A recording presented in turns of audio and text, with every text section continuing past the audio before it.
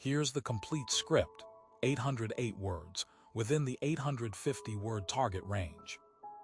In 2014, a 24-year-old woman walked into a hospital in Shandong province complaining of nausea and dizziness, and doctors ran a scan that revealed she had spent her entire life without a cerebellum.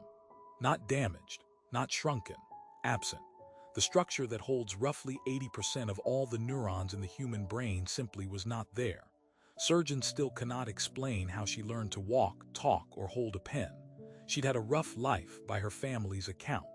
Late to walk. Late to speak clearly. Unsteady on stairs, prone to falling, teased for a stiff, lurching gait that never smoothed out even into adulthood. Her mother remembered mild seizures as a toddler. None of it seemed extraordinary enough to warrant a brain scan. Clumsy children exist everywhere, and this one grew into a clumsy, quiet, otherwise unremarkable woman working a normal job in a normal town. The scan was almost an afterthought, ordered to rule out a stroke. What it found instead sat in the fluid-filled space where a cerebellum should have been. Nothing but cerebrospinal fluid pooling in a hollow at the base of her skull.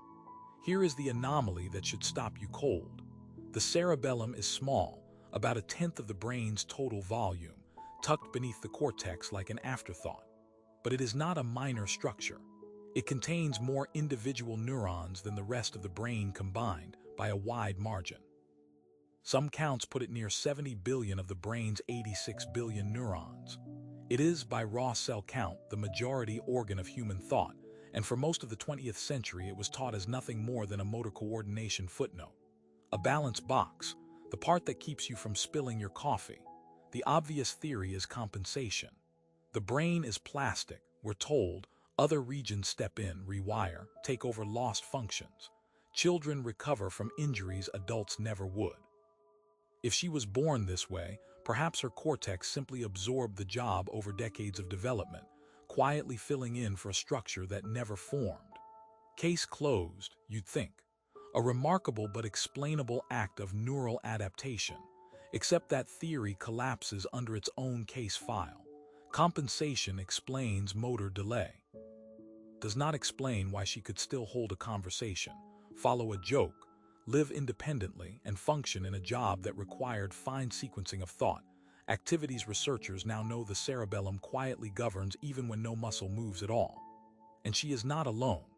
Medical literature holds a small, scattered handful of similar cases going back to 1831, each patient missing the same organ, each with the same pattern. Motor clumsiness, yes, but cognition largely intact.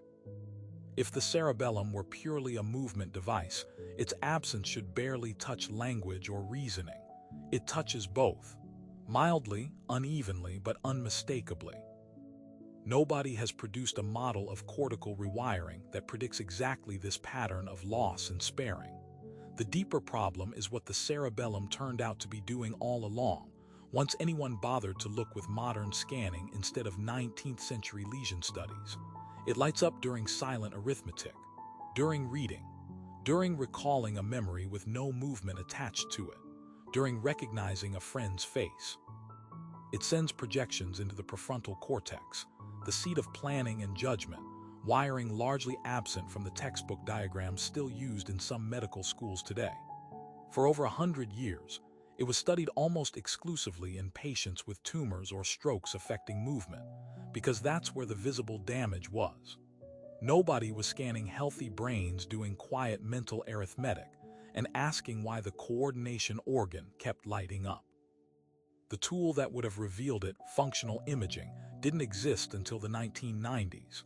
By then, the motor-only model had been taught for 3 generations of physicians. It had become fact by repetition, not by evidence. So competing explanations pile up and none of them close the file. Maybe cognition doesn't need the cerebellum, and its involvement in thought is incidental. But the case reports show measurable, if subtle, deficits in planning and language timing, inconsistent with incidental.